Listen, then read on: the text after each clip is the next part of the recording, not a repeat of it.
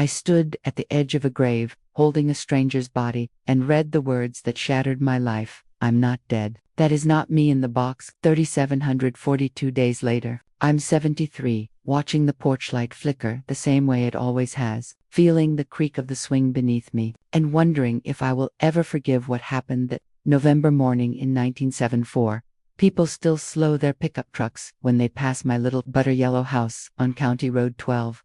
Some wave, some just stare. They all know the story or think they do. The newspapers called it the antifreeze inheritance. The true crime podcasts call it the case of the killer's sons. My neighbor Ruth calls it the awfulest thing ever happened in Willow Bend since the tornado of '63. I call it Tuesday, but the truth is, longer than any headline, deeper than any 30-minute episode, and far heavier than the polite conversations I have at the Piggly Wiggly. So, tonight, while the coffee cools and the crickets sing the same song they sang the night Thomas first kissed me under the pecan tree, I am going to tell it all. Every minute, every heartbeat, every tear I swallowed, and every scream I never let out. If you have the patience for 20,000 words of a 73-year-old widow's grief, rage, and stubborn refusal to die quietly, pull up a chair. The porch swing has room for one more. I was born Eleanor Ruth Maynard on September 14, 1952, in the back bedroom of a shotgun house 3 miles outside Willow Bend,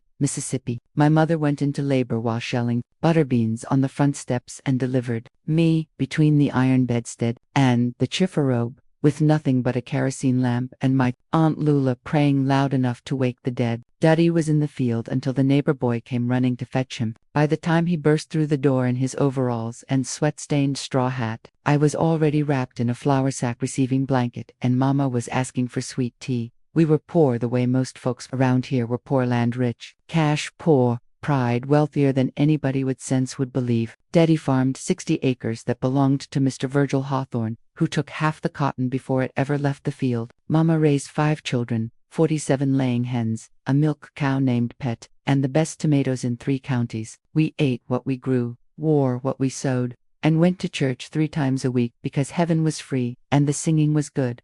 I was the oldest, which meant I mothered my brothers and sister before I ever thought about mothering my own. I learned 2 iron daddies 1 good shirt when I was 7, to kill and dress a chicken by 9, to stretch a pound of hamburger into enough meatloaf for 7 people by 11. School was a negotiation. Daddy needed me in the field come chopping time. Mama needed me when the babies came. I finished 8th grade and that was that. The day the superintendent handed me my certificate, he said, "Eleanor, you're smart enough for college." I laughed, because college might as well have been the moon, but I had the library. Every Saturday I walked the 3 miles to town with a nickel for the stamp and a sack lunch. Mrs. Aldrich, the librarian, saved books for me, Jane Eyre, Little Women, anything with a girl who dared to want more than her circumstances. I read by kerosene lamp until my eyes burned, dreaming of a life wider than the cotton rows.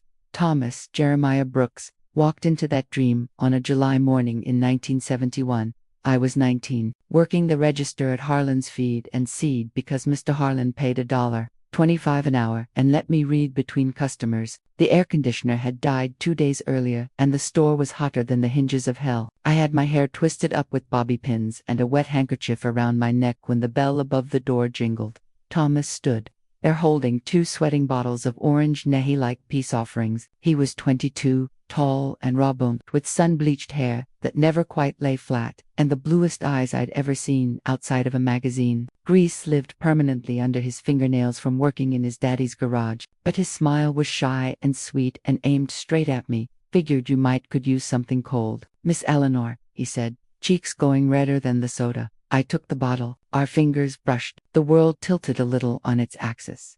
We were married 10 months later, on May 6, 1972, in the First Baptist Church, with 53 people, a borrowed white dress, and a 3-tiered cake Mama iced with 7-minute frosting and roses made of Crisco and sugar. When the preacher said, "You may kiss the bride," Thomas lifted my veil so carefully I thought my heart would burst. We drove away in his daddy's '58 Chevy pickup decorated with shaving cream and tin cans, honking all the way to the little white house that would be ours for the next 51 years. The first years were lean and loud and perfect. The roof leaked in 7 places. We set out every pot we owned when it rained and danced between the drips while lightning flashed through the windows. Thomas worked from dawn past dark in the garage. His daddy left him when the cancer finally won. I cleaned houses for the doctors' wives and took in ironing until my fingers went numb. We never had 2 nickels to rub together, but we had each other. And that felt like richest. Richard Thomas Brooks was born January 17, 1974, at 2:14 a.m. during the coldest night anybody could remember. The creek froze solid, and the midwife almost didn't make it. He came out screaming, red-faced, with a shock of dark hair and lungs that could wake the dead. When the nurse laid him on my chest, I understood for the first time what people meant when they talked about love at first sight. He had Thomas's eyes and my stubborn chin.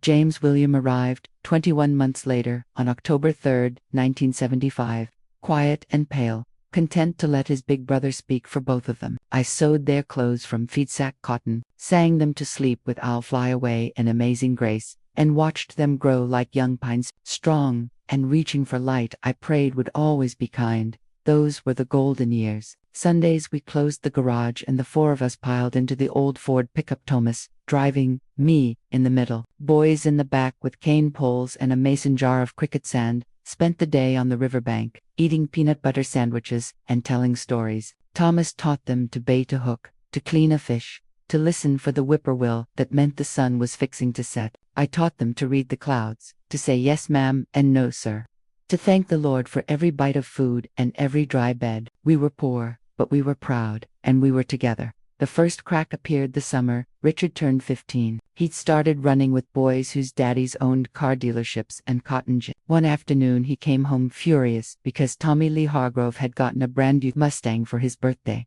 "Why can't we ever have anything?" he shouted, slamming the screen door so hard the glass cracked. "Everybody else has color TVs and air conditioning and vacations to Florida." Thomas wiped his hands on a rag still smelling of gasoline and looked at his son with a sadness I'd never seen before. "Son," he said quietly, "things don't love you back." Richard stormed off. James followed like a shadow, always 2 steps behind his brother. I told myself it was just teenage anger, that he'd grow out of it. Mothers are world champion liars, especially to themselves. When Richard graduated in 1992, he turned down a full scholarship to the junior college in Meridian because I'm not wasting my life in this dead-end town. He moved to Jackson, got a job selling copy machines, and within 2 years was making more money than Thomas and I had ever seen. James, who'd never been able to let Richard get too far ahead, followed 6 months later. They shared an apartment near the Capitol, sent postcards at first, then phone calls, then nothing but Christmas cards with glossy photos of themselves in front of buildings. I couldn't pronounce. The money changed everything. Not all at once money is patient that way. It started with the clothes, Italian loafers, silk ties, watches that cost more than our truck, then the cars, first a BMW for Richard, then a Mercedes for James. They began talking about portfolios and real estate syndications and 7-figure deals. When they came home, which grew rarer every year, they looked at our little house the way you look at a motel. "You're embarrassed to be seen leaving. You should sell this place, Mom," Richard said one Thanksgiving, running a manicured finger along a windowsill and frowning at the dust. "You and Dad could move into one of those new patio homes in central air, security gates, a pool you don't have to maintain." Thomas set his fork down very carefully. "This is the house we brought our boys home to," he said. "This is where we'll die."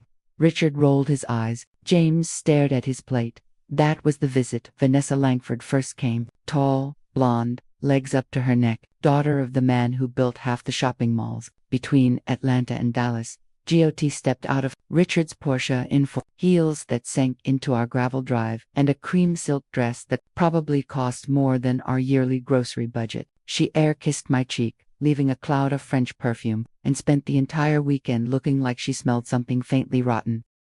During dinner she picked at the fried chicken I'd gotten up at 4 to cook, pushing the meat around her plate with the tips of her acrylic nails. "We'll take you somewhere nice next time," Richard whispered to her, loud enough for all of us to hear. I felt Thomas's hand tighten on my knee under the table.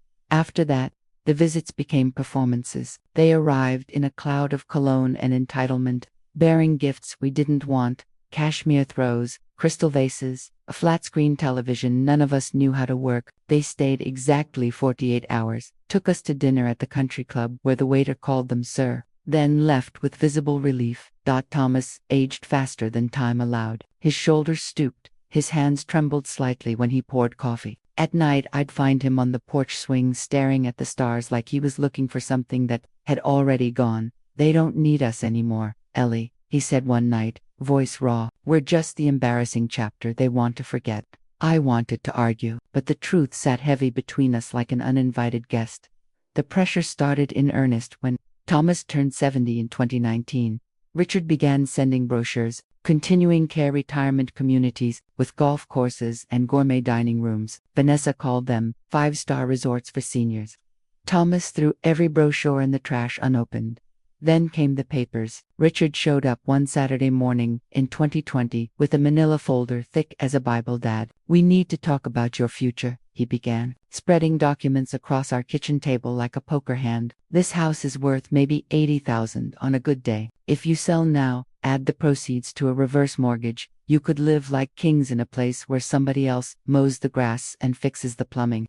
Thomas didn't even look at the papers. "Son, the day I can't mow my own grass is the day you can put me in the ground." Richard's smile never reached his eyes. "We're just trying to take care of you." James stood behind him, nodding like a dashboard dog. That night Thomas couldn't sleep. I found him in the kitchen at 3 a.m, staring at a cup of coffee gone cold. "They want the money, Ellie," he whispered. "Not for us, for themselves. I can feel it." I told him he was imagining things. I lied again. 3 weeks later, Thomas hired Marcus Reed. Marcus was a retired state trooper turned private investigator who advertised in the back of the Willow Bend Weekly. Thomas met him in the back booth of Millie's Diner and paid him $5,000 cash every penny we'd saved for a new roof to keep an eye on the boys. He didn't tell me until later. He said he didn't want to worry me unless there was something to worry about. There was. Marcus discovered that Richard's real estate empire was crumbling. He'd overextended on luxury condos just before the market correction, owing nearly $800,000 to private lenders who weren't known for patience. James had lost another $500,000 on crypto gambling and sports bets. Their credit was shredded. Their cars were leased. Their lifestyles built on Vapidot. And then Marcus found the insurance policies. 6 months earlier, Richard had convinced Thomas to update his coverage for mom's protection. The old $10,000 whole life policy had been replaced with a $500,000 term policy and a $250,000 accidental death rider. Beneficiaries: Richard and James Brooks. Premiums paid in full for 10 years out of our savings account with a forged withdrawal slip. Thomas came home that day white as January frost. "They're going to kill me, Ellie," he said. And for the first time in 51 years of marriage, I saw fear in his eyes. "Not with their own hands, too messy, but they'll find a way." I laughed. I actually laughed. The idea was insane. These were our babies. The boys I'd nursed through croup, bandaged after bicycle wrecks, cried over when they left for their first day of school. Mothers don't believe their children are monsters, not even when the evidence is laid out like a corpse on the kitchen table. Thomas didn't laugh. He made Marcus install listening devices in the house phones and in the garage. He started carrying a small digital recorder in his shirt pocket. He wrote letters, one to me, one to Sheriff Delgado, one to Marcus, and hid them in places only I would think to look. He told Marcus if anything happened to him, no matter how natural it looked, to open the envelope marked Plan B. Then he waited. He didn't have to wait long. On Tuesday, April 9, 2024, Thomas kissed me goodbye at 5:47 a.m., like he had 10,000 mornings before. He was whistling, "I'll Fly Away," as he walked out to his truck with his thermos and his bologna sandwich wrapped in wax paper. I never saw him alive again. The hospital called at 9:12. A nurse with a voice like breaking glass told me there had been a serious accident at the garage, chemical explosion, severe burns, brain trauma, come immediately. Ruth Maynard, my neighbor for 30 years, drove me because my legs wouldn't work. We made the 20-minute trip in 12. Sirens from passing troopers blurring past us like red ghosts. Richard and James were already in the surgical waiting room. That was the first thing that pierced the fog. How had they gotten there so fast? Jackson was 2 hours away, but grief is a powerful anesthetic, and I let them hug me while I sobbed into their expensive suits. The doctor, young, exhausted, reading from a clipboard, told us Thomas had been working on a pressurized paint sprayer when it malfunctioned. The solvent ignited, third-degree burns over 60% of his body, inhalation injury, traumatic brain injury from falling equipment. They were keeping him alive on machines, but the prognosis was extremely poor. I spent 3 days in the ICU corridor, dozing upright in a plastic chair that left permanent grooves in my spine. The boys took shifts, but they spent more time on their phones than at the glass window looking in on their father wrapped, like a mummy in gauze and tubing. I overheard fragments: life policy payout accelerated, accidental death rider, doubles it. Need the death certificate to say workplace accident, not suicide or natural causes. On the third night, the monitors screamed. The crash cart rolled in. Doctors and nurses swarmed like bees around a disturbed hive. 47 minutes later, they came out shaking their heads. Time of death, 4:12 a.m. I collapsed. I remember the cold tile against my cheek and someone lifting me into a wheelchair. I remember Richard's hand on my shoulder, steadying me while his thumb brushed the nape of my neck in a way that felt proprietary rather than comforting. They handled everything after that with terrifying efficiency. Cremation versus burial, cheaper. Mom and Dad always said he didn't want to take up space. The cheapest casket in the catalog for the viewing, a graveside service limited to immediate family and close friends. No obituary in the paper. Dad hated fuss. The morning of the funeral, I could barely stand. Ruth buttoned the navy dress I'd worn to my own mother's burial because my fingers had turned to wood. The cemetery smelled of wet pine and fresh-turned earth. Only 11 people came. No one from the garage. No old customers who'd known Thomas 40 years. Just me, the boys, Vanessa in her tuto designer black, Ruth, the preacher, and a handful of neighbors who looked uncomfortable in their Sunday suits on a Monday morning.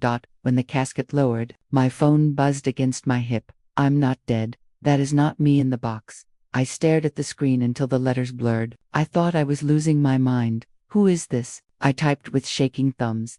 Can single quotes T say yet? They're close. Never trust. Richard or James. The phone slipped from my fingers and would have fallen into the grave if Ruth hadn't caught my wrist. Eleanor, honey, you're white as a sheet. I forced a smile that felt like glass breaking. Just the heat, I lied. That night I drove to the garage with a flashlight and a crowbar. The padlock was new. Richard had changed it the day after the accident. I broke it off with 3 swings that left my shoulders screaming. Inside, everything was wrong. No explosion damage, no charred walls, no shattered windows, no smell of burnt chemicals. Every tool hung in its place. The floor had been swept clean enough to eat off. The paint sprayer sat on the bench exactly where Thomas always left it. Not a scratch on it. In his desk drawer I found the spiral notebook, the last entry, dated 3 days before he died. Richard brought coffee this morning, said it was a new brand he wanted Dad to try. Tasted sweet, almost like antifreeze. Spit most of it out when he wasn't looking. James asked again what time I open the garage alone. Something's coming. If I don't make it, tell Ellie I love her more than life. Marcus has everything. Under the notebook lay the envelope addressed to me in Thomas's careful block letters. My Ellie, if you're reading this, they got to me. It'll look like an accident or a stroke. It won't be. Marcus Reed has proof recordings, papers, everything. His number is on the back. Don't drink or eat anything the boys bring you. Sell the house to Ruth if you have to, but don't let them have 1 penny that smells like my blood. I'm sorry I couldn't protect you better. Wait for Marcus. Trust him. You were the best thing that ever happened to a grease monkey farm boy. Forever. Thomas. I sat on the cold concrete and cried until there was nothing left but dry sobs. Marcus met me the next afternoon in the back booth of Millie's diner. He was in his ex-military, with kind eyes that had seen too much, and a voice like gravel soaked in honey. He slid a thick manila folder across the for me. Your husband was the smartest client I ever had, he said quietly. He knew months ago something was wrong, paid me to watch, listen, document. He laid it out like a deck of cards that had already been played. Recordings of Richard buying ethylene glycol antifreeze in cash at an auto parts store in Hattiesburg, using a fake name, recordings of the boys in our own kitchen, laughing about how antifreeze poisoning mimics a massive stroke by the time the coroner figures it out. The insurance will have paid and will be in Costa Rica. Bank records showing forged withdrawals from our savings at $7,000 over 9 months, funneled into offshore accounts, the new insurance policies with freshly changed beneficiaries, a forged doctor's note claiming Thomas had early onset dementia, to explain any strange behavior in the weeks before his death, and the worst, a recording from the morning of April 9, Richard's voice, cheerful, "Here Dad, try this new coffee. It's got a little sweetener already and it saves you adding sugar." Thomas, wary but polite, "Smells a little funny." Richard laughing, It's imported, old man. Live a little. A pause, the sound of a mug being set down hard. Thomas, tastes like antifreeze. Son, Richard, voice suddenly sharp. Just drink it, Dad. It's good for you. Then the sound of a chair scraping. Footsteps, the back door slamming. Marcus looked at me across the table. He poured most of it out in the sink when Richard stepped outside to take a call. But enough got in him to do the job slow. That's why it took 3 days. I thought I would be sick right there among the coffee rings and ketchup bottles. What do we do? I whispered. We finish what Thomas started, Marcus said. Tonight. That evening we walked into the sheriff's office with everything. Sheriff Bobby Delgado, Thomas's fishing buddy since they were 10, listened to the tapes in stunned silence. By midnight warrants were being sworn out for first-degree murder. They arrested Richard and James at dawn the next day. Richard tried to run barefoot across his manicured lawn in silk pajama pants, screaming about police brutality while news helicopters circled overhead. James surrendered on the porch of his condo, crying like the little boy who once fell off his bicycle and ran to me for comfort. The trial was a circus. Reporters from Jackson, Mobile, even Atlanta. The courtroom smelled of lemon polish and dread. I wore the same navy dress I'd buried my husband in by then. It felt like armor. The prosecutor played the recordings in open court when Richard's voice filled the room saying, "Mom, we'll be easy after. We'll stage it as suicide, grief-stricken widow. Nobody will question it." Half the gallery wept openly. My friend Ruth had to be helped out because she started shaking so hard. I testified for 3 days. The prosecutor asked how it felt to realize my own children had poisoned the man who taught them to bait a hook. It felt icy, looking straight at Richard and James in their orange jumps, like burying my children the same day I buried my husband. The boys I raised died a long time before Thomas did. Greed killed them first. The jury deliberated for hours and 22 minutes. Guilty on all counts. First-degree murder, conspiracy to commit murder, 2 life sentences without parole for 35 years. Richard hanged himself in county lockup 3 weeks later with a bedsheet. The note he left said, "Tell Mom I'm sorry we weren't the men she thought we were." James shattered completely. He's in the prison psychiatric ward now, medicated into silence. Believing Thomas visits his cell every night to ask why. Vanessa fled to Florida the day after sentencing. Last I heard she'd changed her name and was working as a real estate agent in Destin. The medical examiner found lethal levels of ethylene glycol in Thomas's exhumed remains. The death certificate was amended, homicide by poisoning. I turned the garage into the Thomas Brooks community, workshop-free classes for teenagers who need to learn that honest work still has dignity. I used every penny of the insurance money to start the Thomas and Eleanor Brooks Trust for elder financial abuse and family violence victims. In 18 months, we've helped 49 families, 49 mothers, fathers, grandparents who won't have to face what I faced alone. Marcus comes every Sunday. We drink coffee on the same porch swing, where Thomas and I watched our boys chase fireflies 50 years ago. Sometimes we talk about the case, sometimes we just listen to the wind in the pecan trees. Sometimes that's enough. People still ask if I miss my sons. I miss the little boys in the photographs, gap-toothed, barefoot, laughing in the sprinkler while Thomas pushed them higher, higher, higher. Those boys are gone. The men who replaced them were strangers wearing my children's faces. I kept the little white house, painted it butter yellow, Thomas's favorite color, planted climbing roses along the fence that bloom crimson every spring. Every evening I sit in the swing and feel the breeze carry his voice across the years. "Ellie girl, we did all right." "Yes, my love. In the end, we did. And that is the only inheritance that matters."